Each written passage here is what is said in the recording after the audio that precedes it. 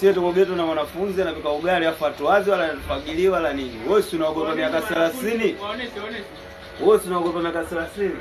Si tuogopi. Sisi tunaishi nayo watu watufagiliwa wala nini. Oya mtoto angalia kidogo, salimie, waambie wasomi hai. Hataki kuonekana sura babake asijakamua. Kutoka aga anaenda kwao, kaaga anaenda shule.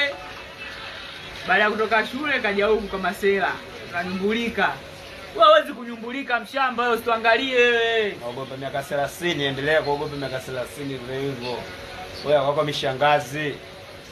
Deti na mishangazi hiyo si atufagili. Mbembe. Namjua huyo. Simu inapiga kisha 70. Tulishamwambia achana na wanafunzi. Yeye kajikuta yeye mkali. Mwisho wa siku kakanyaga. Waisa Miaka 30 cha mtoto si na nini leo kakanyaga. Ndio muone yule dogo yule anachukua kiwoga lakini mwisho wa siku yule ameweka demu ameloa. Ameloa leo. Changamka basi babu, achana na hiyo kazi tutakuja baadaye. Wakubwa wa nchi. Ndio memnasa leo. Atajua ajui leo.